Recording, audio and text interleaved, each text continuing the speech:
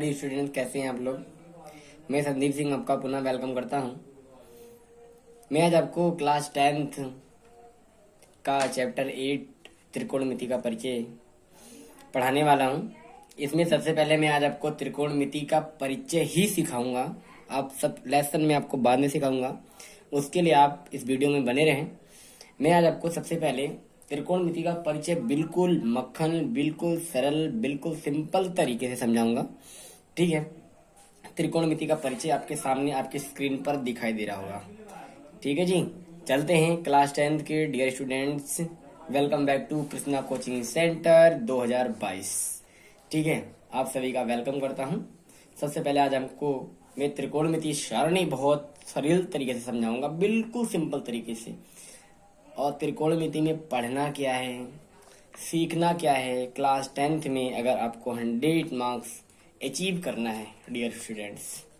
Clear है मेरी बात। अगर आपको 100 में से 100 मार्क्स लाने हैं तो कृष्णा कोचिंग सेंटर आपका वेलकम करता है। कृष्णा कोचिंग सेंटर में संदीप सिंह आपका बहुत बहुत तहे दिल से वेलकम करता है। अगर मेरी वीडियो में आप लोग नए बने हैं तो कृपया इसको लाइक करिएगा और अपने दोस्तों के साथ सब्सक्राइब करिएगा, ताकि और बेल आइकन को जरूर दबाना है, ताकि क्या हो, जितनी वीडियो मैं बनाता हूँ वो आपके तक आसानी से पहुँच सके। ठीक है डियर स्टूडेंट्स, तो कृपया इसको सब्सक्राइब करें और लाइक भी करना है, अच्छे से करना है। ठीक है, सबसे पहले आज जो आपके सामने ये स्क्रीन पर आपको दिख रहा होगा सारणी 8.1, ये जो साइन है ये किसका साइन होता है, कोण का। अब कोण में हमारे पास ये क्या है, थीटा है और ए लिखा, देखिए सबके पीछे ए लिखा हुआ है ना, साइन ए कॉस ए, मतलब थीटा में क्या है, यहाँ पर ए है। अगर यहाँ बी होता तो सबके पास बी होता।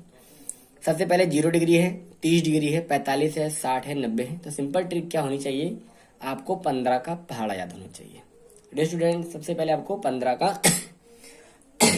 पहाड़ा याद होना चाहिए। ठीक है, बट 15 की जगह पर यहाँ पर 0 लिखना होगा। 15 दूनी 30, 15 तिया 45, 15 चौके 60, 15।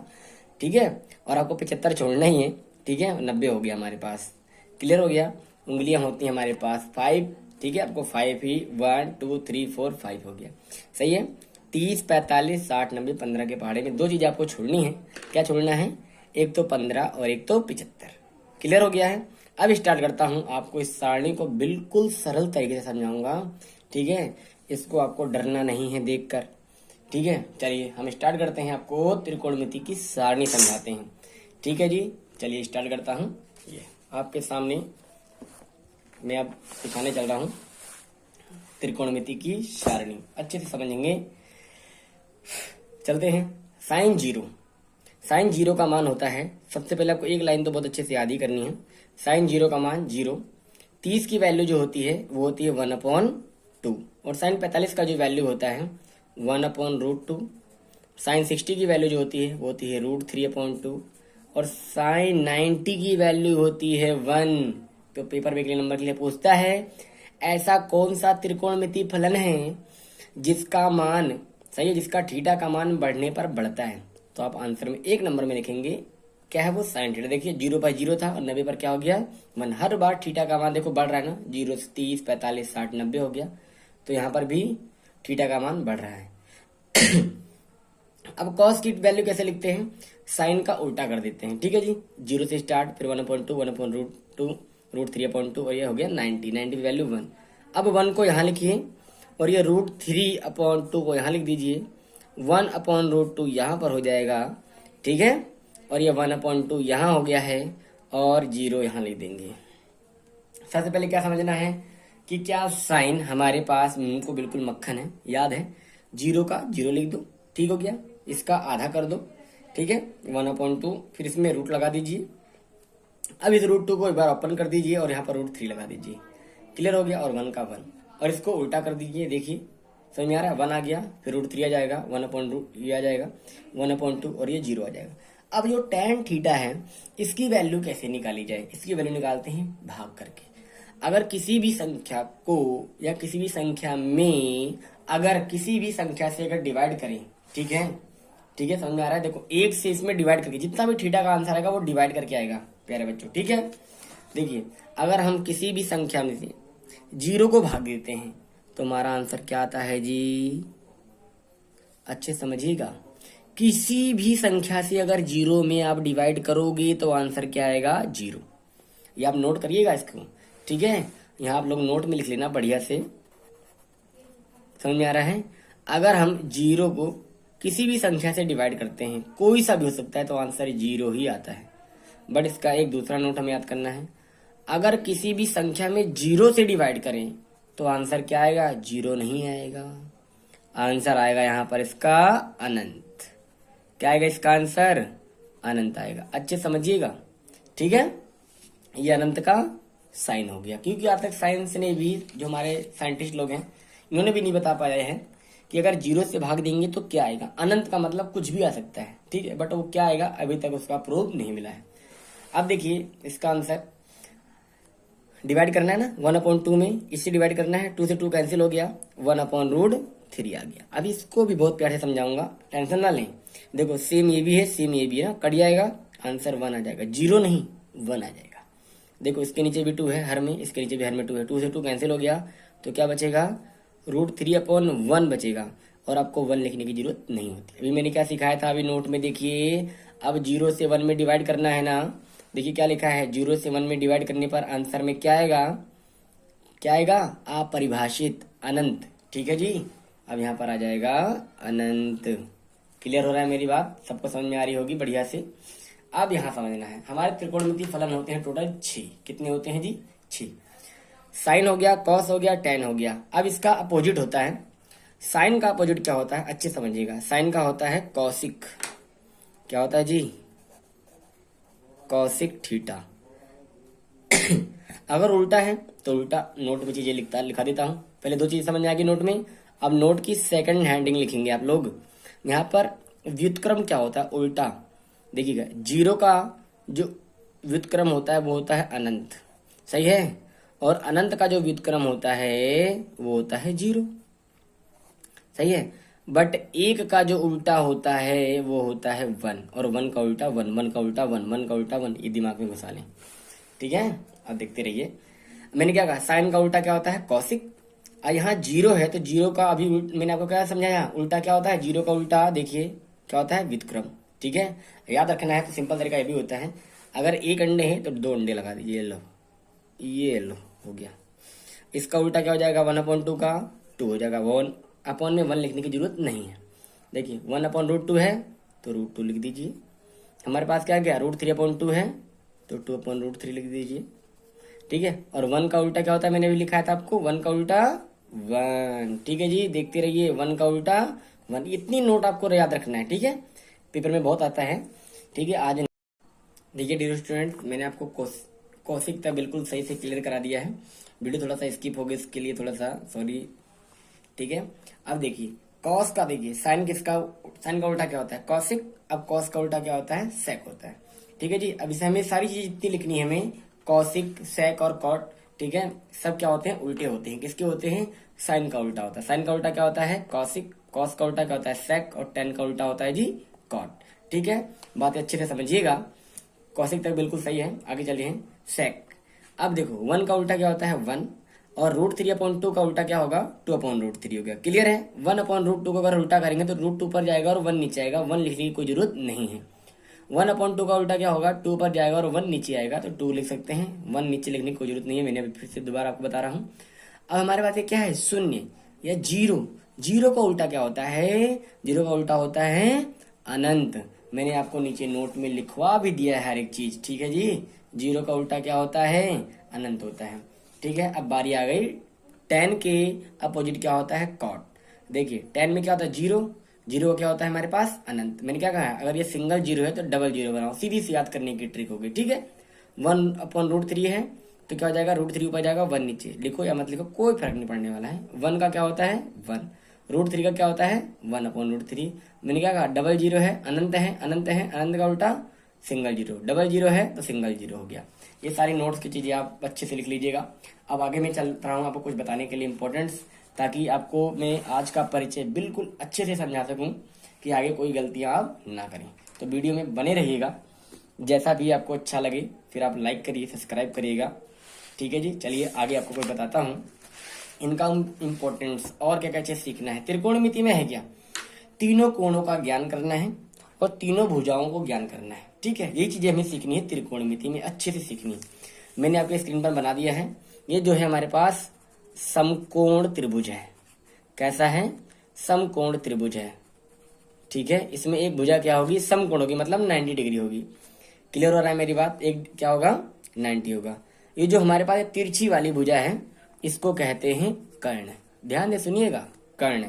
ये सीधा है, ये क्या होता है? लंब। और नीचे वाला क्या होता है? आधार होता है। नीचे वाला होता है जी आधार। इतनी बात सबको समझ में आ रही है? ये कर्ण है। ठीक है जी, कर्ण हो गया।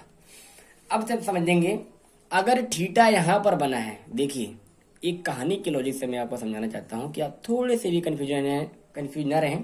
इसके लिए मैं एक डायग्राम और बनाऊंगा ताकि आप दोनों के दोनों डायग्राम को बिल्कुल प्यार से समझें और आपको मैं क्वेश्चन को बड़े प्यार से समझा सकूं। क्लास 10th है, 100 मार्क्स लाने हैं। थोड़ा तो आपको पेशेंस रखना होगा डियर स्टूडेंट्स। ठीक है, मेरी बातों को समझना होगा कि मैं क्या आपको समझाना चाहता हूं। और मेरे डियर स्टूडेंट्स, आपके फिर बाद में आप लोग बहुत कंफ्यूज रहते हैं कि सर पेपर आया बट हम कुछ कर नहीं पाए। ठीक है, मैं उस चीज़ों को, आपके डाउट्स बिल्कुल माइंड से हटाना चाहता हूं। देखिए दोनों डायग्राम में कुछ तो अंतर मैं आपको बताने वाला हूं, तभी मैं दो डायग्राम बनाया, नहीं तो एक से ही काम हो जाता। ठीक है ना? कुछ ना कुछ तो अंतर है। ठीक है, तब मैं आपको ये दोनों डायग्राम बना रखा हूँ। थोड़ा सा ये लाइन टेढ़ी है डियर स्टूडेंट, इसके लिए हम आपसे थोड़ा सा क्षमा चाहेंगे। चलो मैं इसको सही कर दे रहा हूँ। ठीक है, ताकि आपको डायग्राम थोड़ा सा अच्छा दिखने लग जाए। चलिए मैंने डायग्राम थोड़ा सा कर दिया है। ठीक है, मैं इसको ब्लू कर दे रहा हूँ कि आप कंफ्यूज न रहें। चलिए ठीक है, आई थिंक आप लोग इतने समझदार नहीं हैं, छोटी मोटी गलतियां हो जाती हैं। चलिए ये देखिए, कर्ण कभी नहीं चेंज होगा डियर स्टूडेंट्स, कर्ण कभी नहीं चेंज होता है। सही है। बात आ रही है, अगर यहाँ पर हमारे पास अगर कोई, मानते अब कहानी के तौर पर आपको समझाऊंगा, मानो कोई आदमी अगर यहाँ बैठा है तो इसके सामने कौन सी भुजा है? ये है ना? सही है, कोण के सामने वाली भुजा ही लंब कहलाती है। अच्छे से समझिएगा, कोण के सामने है ना, ये सामने वाली भुजा लंब। अब बताइए कोण कहाँ पर है? यहाँ पर है ना, कोण यहाँ बैठा हुआ है ना। अब इसके सामने कौन सी भुजा है? ये।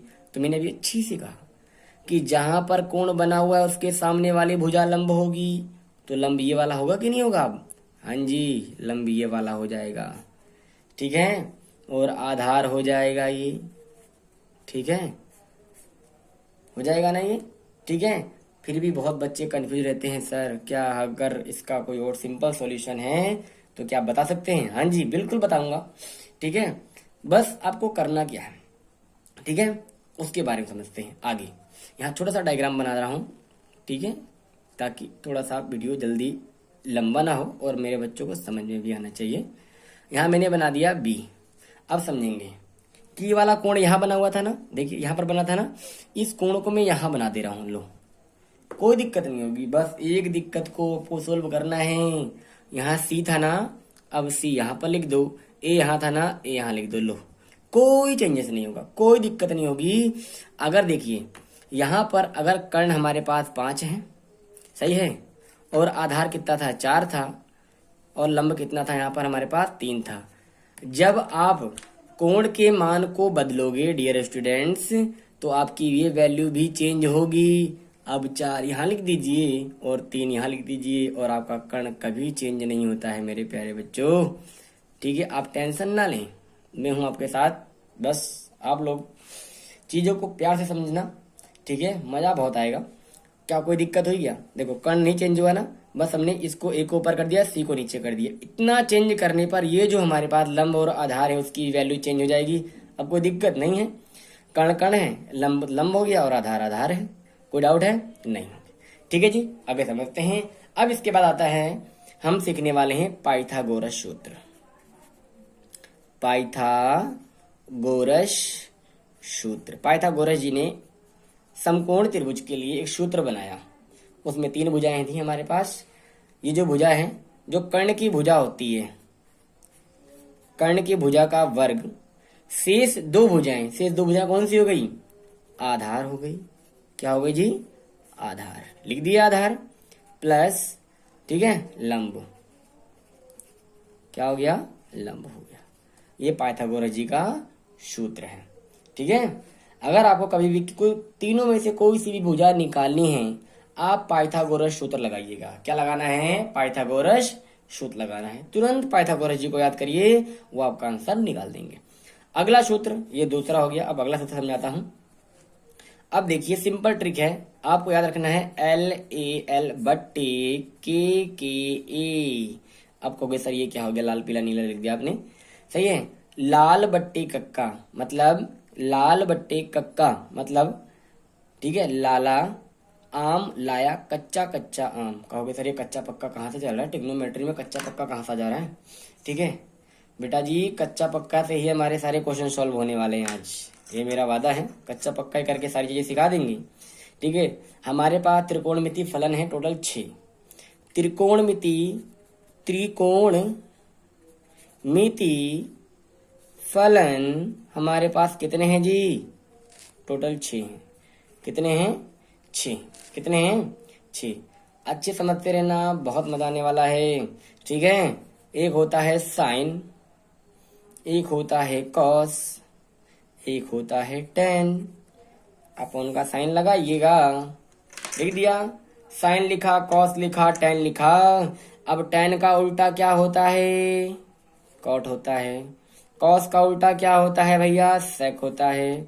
साइन का उल्टा क्या होता है? कॉसिक होता है। होता है कि नहीं होता है? यस। ये लाल बट्टा यहीं पर काम करेगा कि लाल बट्टे कक्का सर आपने लिखा है तो क्यों लिखा है, इसका क्या उद्देश्य था।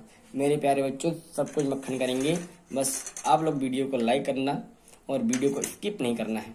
ठीक है जी, चलिए अब लाल बट्टा जो हमारे पास है, ये लाल ऑयल, इसको हम थोड़ा सा और सिंपल बनाते हैं। अब पेपर में आएगा, ठीक है, कि क्या क्या चीजें हैं। चलिए इसके बारे में यहां मैंने लिखा साइन थीटा, यहां मैंने लिखा कॉस थीटा, यहां मैंने लिखा टेन थीटा। सही है, लाल बट्टे कक्का यही काम आने वाला है। देखिए LAL बट्टे KKA। देखो साइन बराबर क्या होता है? लंब बट्टे कर्ण। ये होगा ना बात, लंब बट्टे कर्ण। अब आ रहा होगा समझ में सर ने क्यों लिखा। अब देखो साइन हो गया, कॉस हो गया, टेन हो गया। कॉस का क्या होता है? आधार बट्टे कर्ण। सही है, टेन थीटा थोड़ा नीचे लिख देता हूं। चलिए टेन थीटा मैंने यहां लिख दिया।